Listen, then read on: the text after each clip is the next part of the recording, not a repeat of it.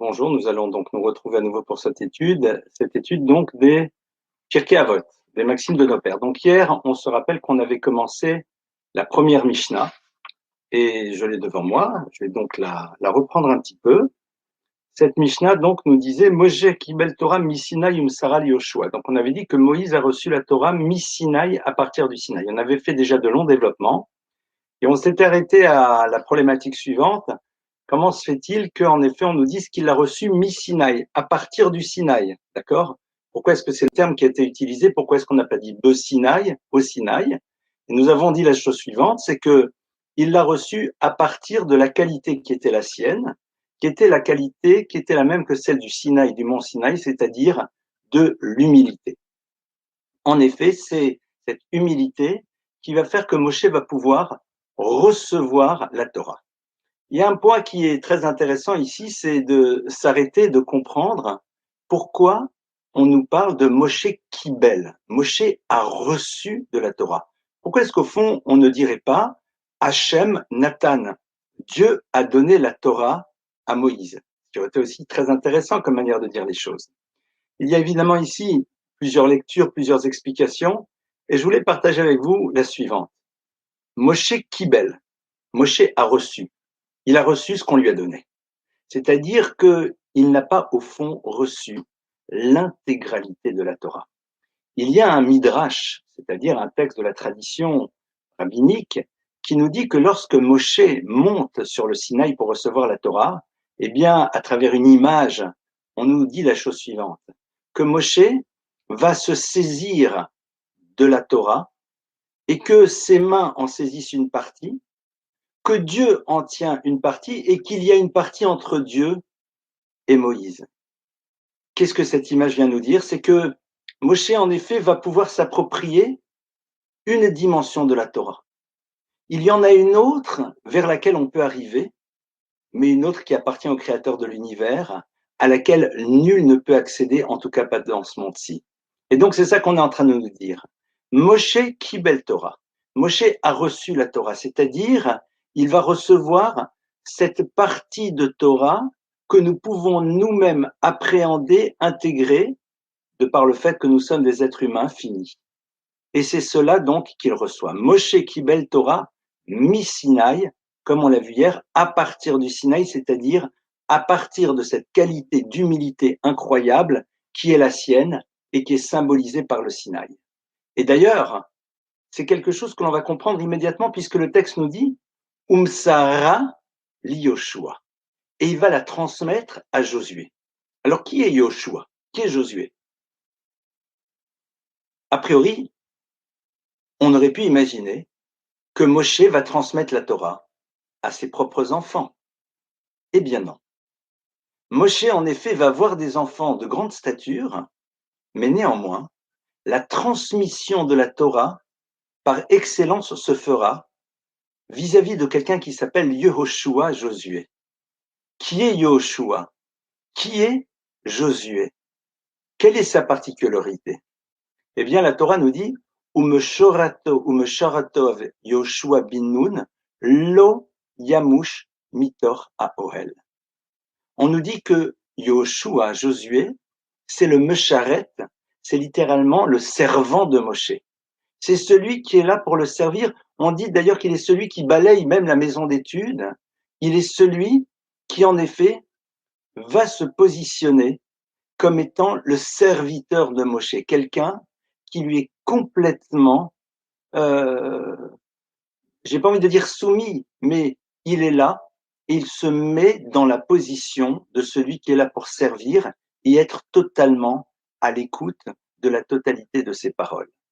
Et c'est cela qui va faire que Yoshua va pouvoir devenir celui qui va recevoir cette Torah de Moshe pour dans un second temps la transmettre. Il y a ici une leçon formidable. Cette leçon formidable, c'est que, au fond, le propre même de l'élève qui va être la courroie transmettrice entre le savoir de son maître et la génération d'après, c'est d'abord de se mettre dans une position de totale écoute, de quelqu'un qui accepte pleinement l'enseignement de son maître, de celui qui veut avant tout être là comme étant un réceptacle par rapport au savoir que son maître va lui transmettre. Ça, c'est une des capacités incroyables qu'a Yoshua, qu'a Josué, qui est donc le serviteur de Moshe. Et c'est lui, en effet, qui va recevoir pleinement cette Torah que Moshe va lui transmettre pour commencer à ce moment-là cette dimension de transmission qui va arriver jusqu'à nos jours. On a ici un mot qui est fondamental, qui est le mot mesora, c'est-à-dire la transmission. La notion de mesira, eh bien, qu'est-ce qu'elle veut dire de manière concrète au niveau, par exemple, de la loi juive? Lorsque l'on est moser quelque chose à quelqu'un, quand on lui transmet, eh bien, la dimension de transmission n'existe que dans la mesure où on a la certitude que la personne qui est en face de nous a réussi à s'approprier pleinement ce qu'on lui a donné. Moshe Rabbeinu va, au fond, mettre toute son énergie à pouvoir transmettre à Josué et être sûr que celui-ci va recevoir la totalité de son savoir pour à son tour être une courroie transmettrice. Et c'est au fond ici, au passage, une des bases de ce qui permet à la Torah de se pérenniser jusqu'à nos jours. C'est que chaque personne qui a un maître, chaque personne qui reçoit la Torah, eh bien, c'est très bien que sa responsabilité première, c'est quoi? C'est la notion de Mesira, c'est-à-dire cette notion de transmission. Je suis dépositaire d'un savoir, je suis dépositaire d'une connaissance, je dois faire en telle sorte que ce savoir et cette connaissance me transforment en tant qu'individu, mais j'ai une responsabilité. Cette responsabilité, c'est celle de la transmission, celle que la génération d'après puisse elle aussi recevoir ce savoir et cette connaissance. On va arriver bientôt dans une fête que l'on espère la plus belle possible pour tous les membres du peuple juif et que pour toute l'humanité, ça soit un moment d'éclairage extraordinaire, qui est la fête de Pessah. Et dans la fête de Pessah, cette notion de Mesira, cette notion de transmission, elle est fondamentale. On le retrouve d'ailleurs dans un verset dans lequel la Torah va nous dire « Ou le ma'an te saper be'ozne bincha ou ben bincha », ce qui veut dire, Dieu dit, au moment où vous sortez d'Égypte, le man te saper, le but, c'est que tu racontes be'ozne bincha, aux oreilles de ton enfant, ou ben bincha et de ton petit enfant, tout ce qui s'est passé en Égypte. Donc, on voit aussi que, au moment de la sortie d'Égypte, l'enjeu numéro un, c'est quoi? C'est l'enjeu de la transmission. Mais je vais me permettre de m'arrêter avec vous, justement, puisqu'on est ici dans ce principe de transmission qui est au début de cette Mishnah, de réfléchir avec vous sur ce verset qui nous parle aussi de cette obligation de transmission, et on va essayer de s'interroger un petit peu dessus. Allez. Afin que tu racontes, be'ozne, aux oreilles, bincha de ton enfant. Nous savons très bien que quand on parle, eh bien, c'est pour que ce soit les oreilles qui écoutent. La Torah aurait très bien pu nous dire, ou le man te saper, afin que tu racontes le bincha à ton enfant. Pourquoi la Torah nous précise-t-elle be'ozne, aux oreilles? A priori, c'est un mot superflu et non nécessaire. Seconde question qu'on peut poser, la Torah va me parler à moi, d'accord? Donc je vais me prendre comme étant celui à qui la Torah parle, et c'est valable pour tout à chacun. La Torah me dit à moi, en tant que parent, afin que je raconte aux oreilles donc de mon enfant et de mon petit enfant. Alors je vais vous poser la question suivante. J'ai le bonheur d'être père, j'ai le bonheur d'être grand-père. Donc je raconte à mon enfant. Et en tant que grand-père, je vais raconter à mon petit enfant. Mais là, il y a un problème. C'est que mon propre enfant, la Torah lui donne l'obligation à lui aussi de transmettre à son enfant. Il est aussi père. Mais si moi j'ai déjà raconté à mon petit enfant, mon propre enfant, il lui reste plus rien à raconter à son propre enfant, puisque moi j'ai déjà fait la chose. Alors comment ça fonctionne? Voilà les deux questions sur cette notion de transmission sur laquelle j'aimerais réfléchir avec vous. On va d'abord s'arrêter sur la première question. Comment se fait-il que quand la Torah nous parle de cette notion de transmission, de Mesira dont on parle dans ce texte des Pirkei Avot, pourquoi la Torah nous dit saper be'ozne, aux oreilles. Pourquoi la Torah a-t-elle besoin de me préciser que cette transmission se passe au niveau des oreilles? Vous savez, si on réfléchit un instant et qu'on s'observe, nous avons la chance d'avoir des yeux, un nez, une bouche, des oreilles, mais on sait très bien que la particularité de ces différents organes, c'est qu'à l'exception des oreilles, ils peuvent à la fois recevoir et à la fois émettre. Avec le regard, on reçoit, on voit, mais on peut émettre. On peut avoir un regard dur, un regard sympathique, un regard aimant. À travers la bouche, on absorbe et on ressort ce qu'il y a à l'intérieur. Idem au niveau du nez. Je respire, j'inspire, j'expire. Par contre, les oreilles, elles ont une particularité, c'est que, bien sûr, il y a des gens qui peut-être arrivent à bouger le lobe de leurs oreilles, mais elles ne sont là que pour recevoir. L'oreille n'exprime rien, ne fait rien ressortir d'elle, elle ne fait que recevoir. Et on a ici une première leçon fondamentale dans l'univers de la transmission. C'est que pour pouvoir transmettre, il faut que l'enfant soit dans une posture de réceptacle. C'est-à-dire que il y ait une relation de confiance telle avec le parent que l'enfant soit intéressé d'abord d'entendre.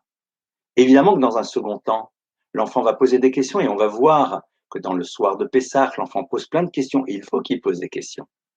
Mais au moment où il écoute, il doit être dans une posture totale d'écoute. Vous savez, on le retrouve souvent dans la vie, malheureusement, certaines personnes, vous êtes en train de leur parler, et au moment où vous êtes en train de leur exprimer quelque chose, elles sont déjà dans leur tête en train de réfléchir à ce qu'elles vont vous amener comme contre-argument. Donc elles n'arrivent pas à entendre réellement la totalité des mots que vous allez prononcer, parce qu'au moment où vous les prononcez, elles sont déjà à l'intérieur de la réflexion sur ce qu'elles veulent dire.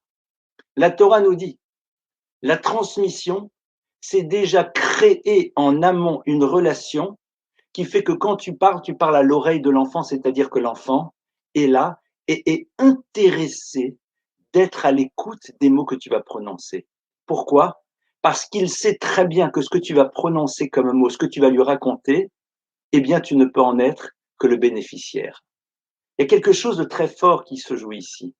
Lorsque l'enfant, depuis son plus jeune âge, a perçu et a ressenti que la parole parentale, l'action parentale est exclusivement tournée vers son bien-être et qu'il se rend bien compte qu'au fond, le but des parents, c'est toujours le bien-être et le mieux-être de l'enfant, alors il peut être dans cette posture de relation de confiance au moment où le parent est en train de lui dire des choses, parce qu'il fait confiance à ses parents, parce qu'il sait qu'au fond, leur démarche n'a qu'un but, c'est son bien-être à lui, même si parfois il ne le perçoit pas immédiatement. Le mant saper.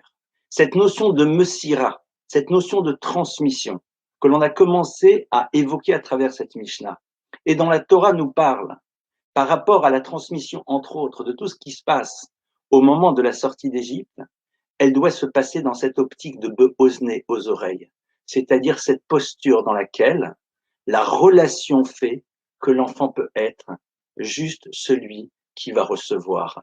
Il est dans une relation de confiance. Et on va voir que tout l'enjeu, mais ça c'est pas le sujet d'aujourd'hui, ça va être que dans un second temps, ils se sentent totalement libres de questionner, d'interroger et de dire ce qu'il en pense et quelles sont ses difficultés par rapport à cela, ce que vous voulez. Mais ça, c'est déjà donc le premier point.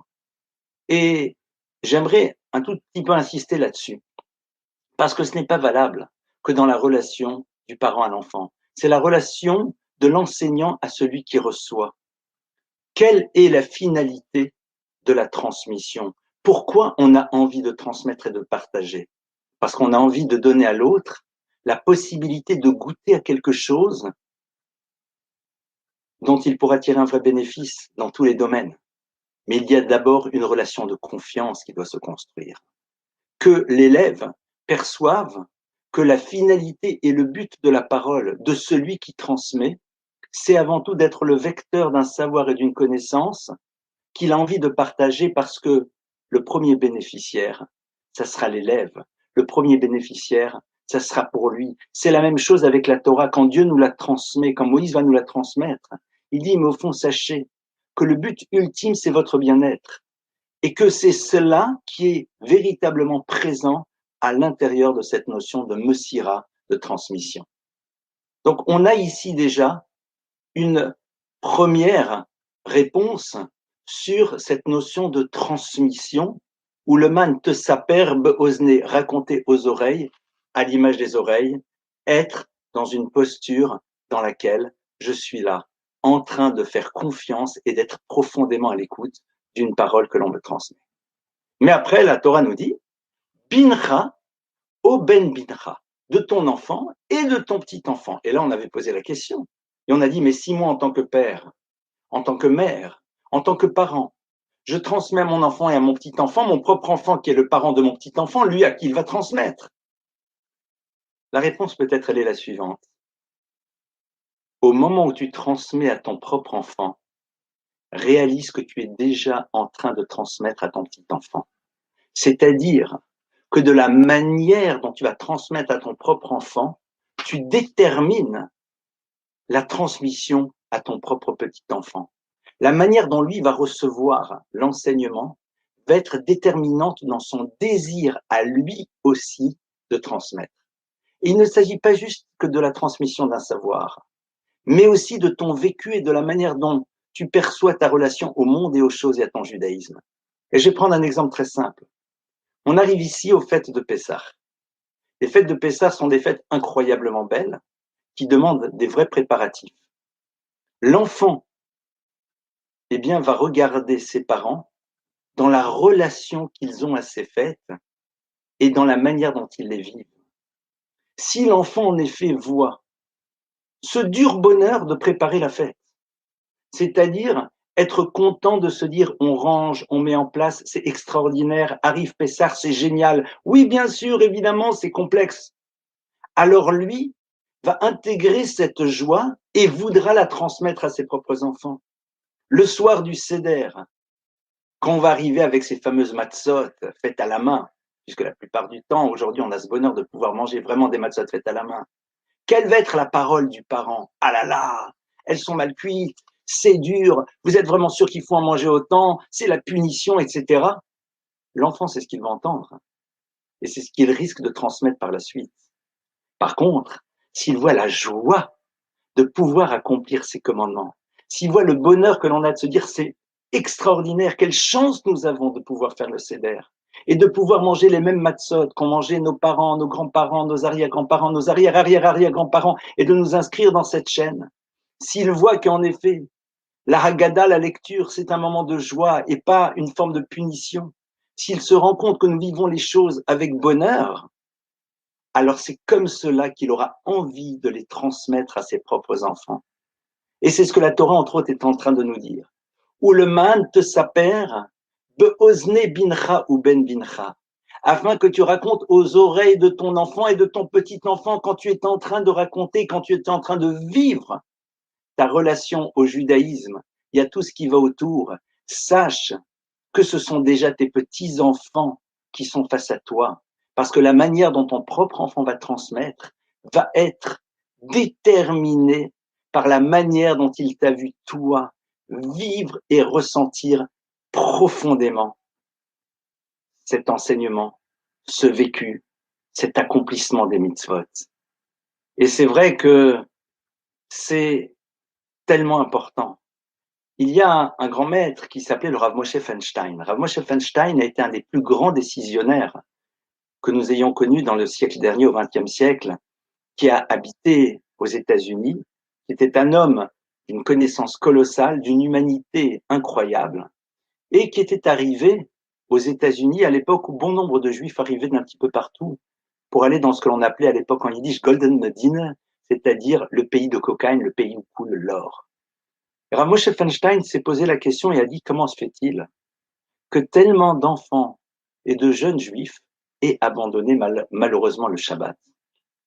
Il dit pourtant, leurs parents respectaient le Shabbat, mais c'était très complexe. Parce qu'à l'époque, on travaillait 6 jours sur 7 et souvent, ils étaient obligés de changer d'emploi régulièrement. Et Rav Moshe Feinstein, qui a vécu cette époque, évidemment, donc c'est pour ça qu'il peut se permettre de parler, a dit sans aucune forme de jugement, évidemment, parce qu'on ne peut pas juger, Il dit parce que quand les pères rentraient à la maison, eh bien les enfants les voyaient dire « Ah là là, c'est compliqué Shabbat, ah là là, c'est difficile ». Et c'est malheureusement cela que beaucoup ont gardé en tête. Évidemment, nous ne pouvons pas juger ses parents, nous n'étions pas à leur place. Mais il dit cela beaucoup plus pour nous montrer ô combien l'impact que peuvent avoir nos paroles vis-à-vis de nos enfants.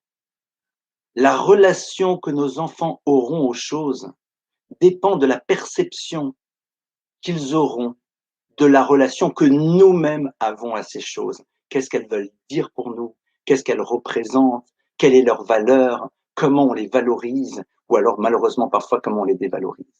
On a donc ici la base de la notion de Messira, c'est-à-dire de cette notion donc de transmission. Moshe Kibel Torah Misinaï ou Messara. Il l'a transmise.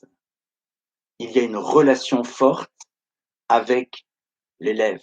Et surtout dans cette notion de Messira, il y a aussi cette idée d'être sûr que celui qui a reçu se l'est bien approprié.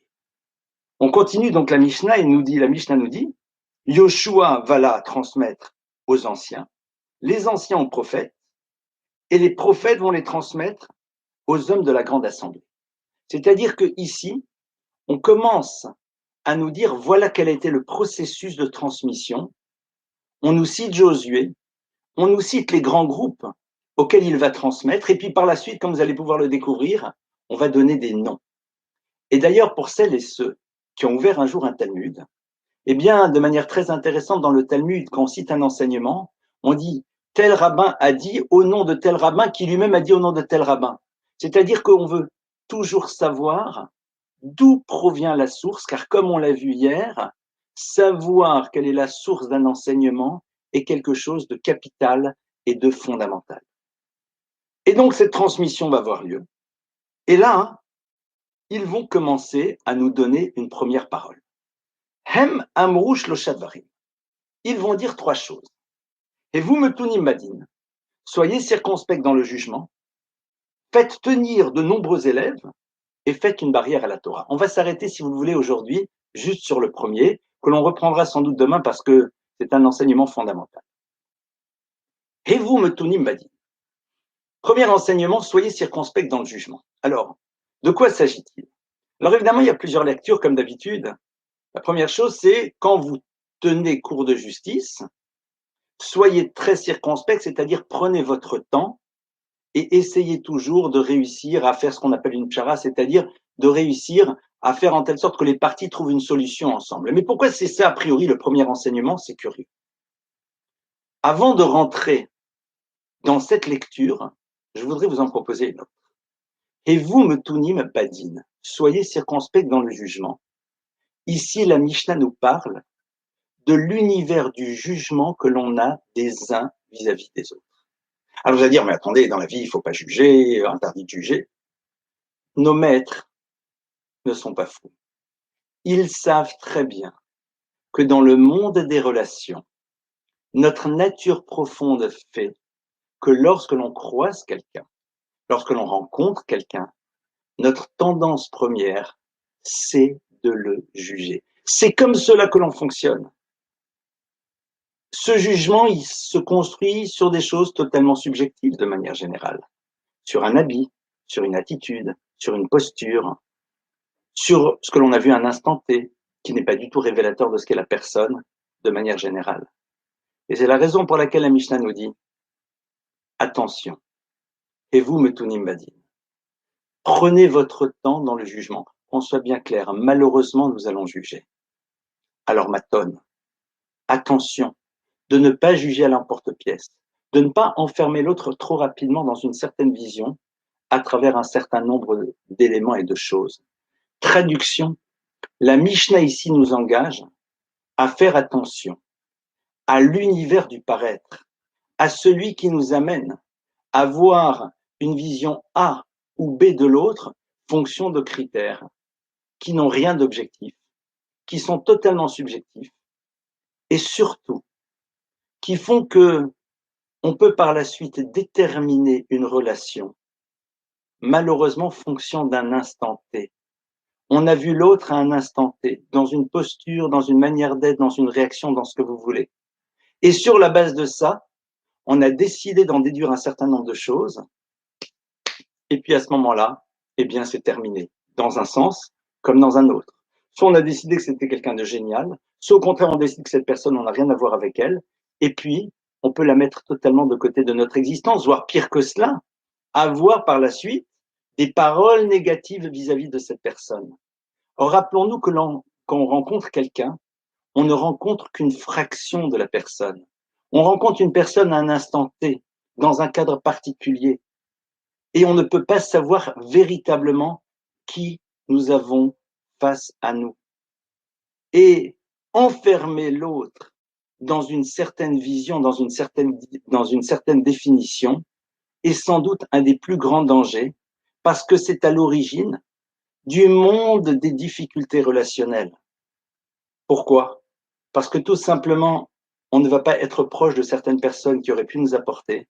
Parfois, on va se rapprocher de personnes dont on se rend compte qu'en vérité, qu'elles n'étaient pas les bonnes par rapport à nous. Et on rentre dans un monde qui est complètement faux. Évidemment, dans l'absolu, il faudrait être capable de ne pas être dans ce jugement. Évidemment, évidemment, ça serait la chose la plus extraordinaire qui soit, de ne pas tomber dans ce principe du jugement. Mais que voulez-vous faire?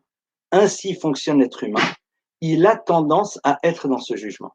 Et c'est la raison pour laquelle nos maîtres vont nous dire maton.